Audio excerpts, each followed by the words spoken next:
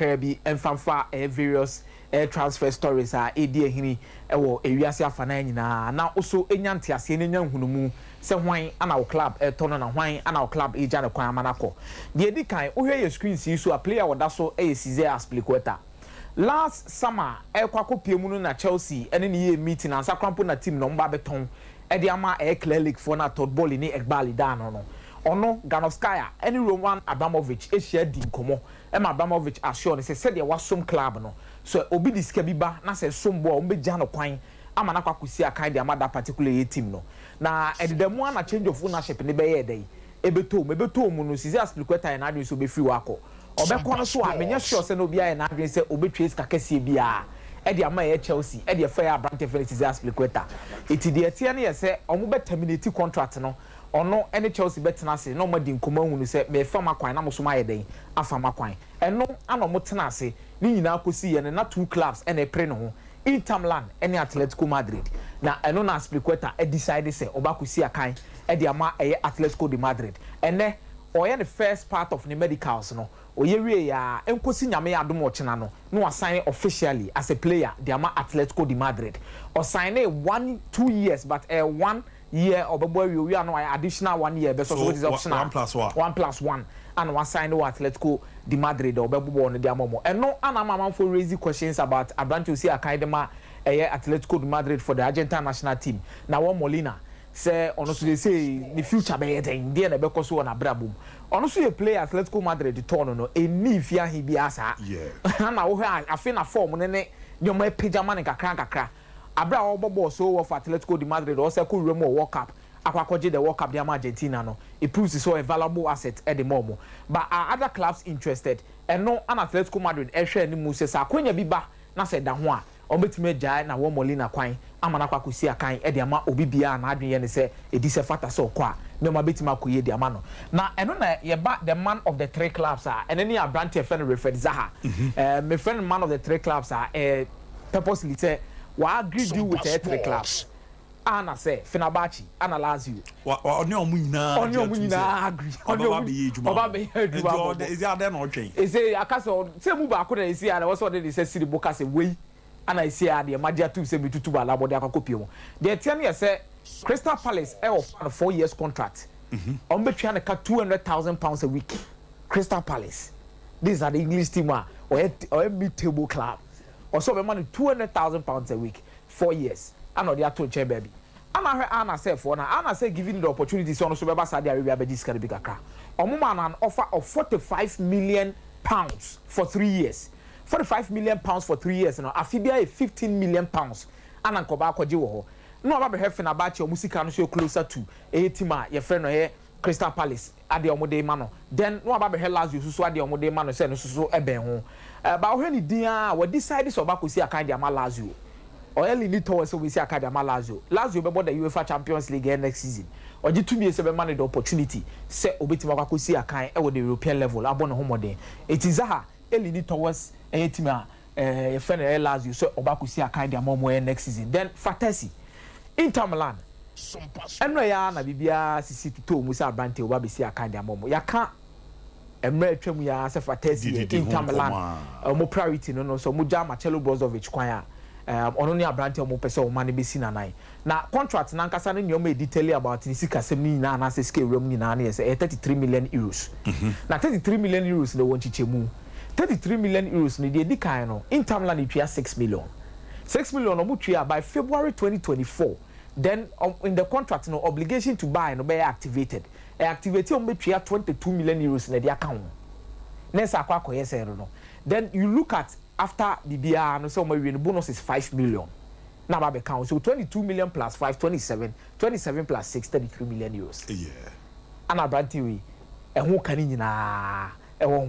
na enye no nkwa na esi won emu na Sassuolo ni omudi nkomo se or Sama mo de oba be replace Abrante friend Marcelo Brozovic but yeso so the Abrante friend no Samuel Bulatieri e de mamo we Inter Milan player okobo loan wo Frosinone or striker na very good goal scorer at that particular level na eno ana Sassuolo dutumi ese omo de ne ba so mbesi akan fa mo a me ma betimi akoye dia ma ba we ni a separate deal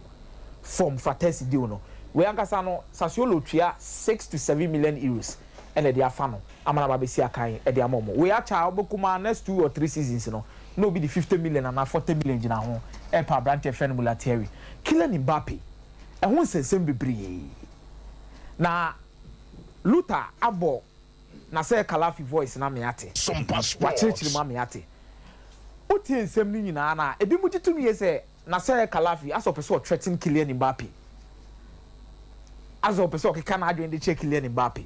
but enyoma ye involved in ye de edikai na say Kalafi yes had in the public domain so the pressure bet to Kylian Mbappe in the entourage so to make a decision de edikai no de etosu mienu Osama wiase nyina hunu say Paris Saint-Germain position say on players are mujitum yeso mo player for club dum no enyoma esesa e chance if you Messi de na bro course how the buy yes ana mu take action man ba bo ntim obi ahunu say no mo de aye no next one on person mo de Kylian Mbappe it no katwa to say so obi enu won wo so chain Paris Saint-Germain even on no na say Kalafi no on so chain Paris Saint-Germain it a message are all putting across ama wiase nyina hu say Paris Saint-Germain we player on so chain ho mo it player power any team nim de atoso miensa date on the date so say me ma 14 days konoko decide bra na be ye na be say ni nyina no at times you need to actually put into context the financial stability of our club no omusika sem no et say Kylian Mbappe go for free just a Paris Saint-Germain ton key players be out of the team no replace iske bi ana the economic factor of the deal no is very important and also okono mo toners can no benya no also mutimi recoup 160 million and they need to make a decision as soon as possible 14 days and they want to make sure say most of the players no ma signing in now no registration ni omusika sem no enkofa issue bi amfanye dey emma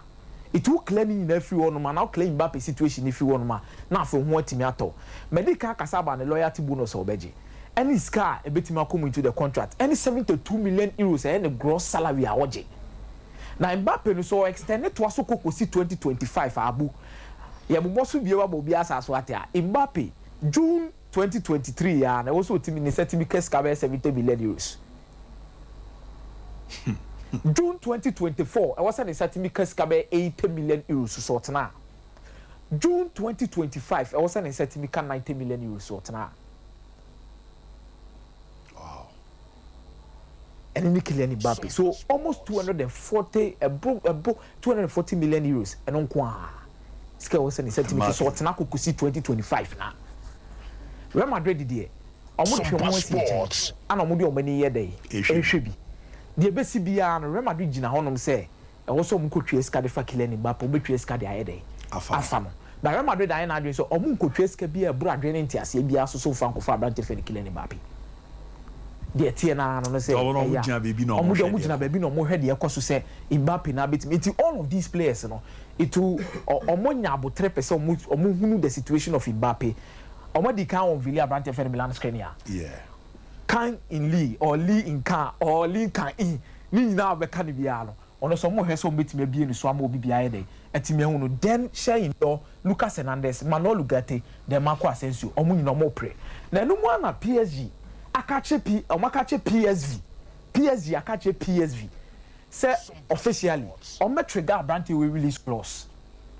Xavi Simons release clause which is 6 million euros on trigger but the decision ejina boy no so Xavi Simons e 25 days to decide so be movie and obetna okaso be movie a Paris Saint-Germain obeko but okaso obetna PSV na obebo ato aso because Paris Saint-Germain are activating the 6 million buyback clause no sika send the woman normal activity officially on match the amayetima Real Madrid is already done with other gula oba be the medicals then officially Real Madrid ebe on Villino as a player for them. Pulisic 22 million euros anakum. Omo din komo. But about 22 million euros no. Momo he so betime close deal no with Chelsea as soon as possible. Pulisic ne AC Milan there BBN one me one term Chelsea deal na go through. Omo agree personal terms. But 22 million euros na Chelsea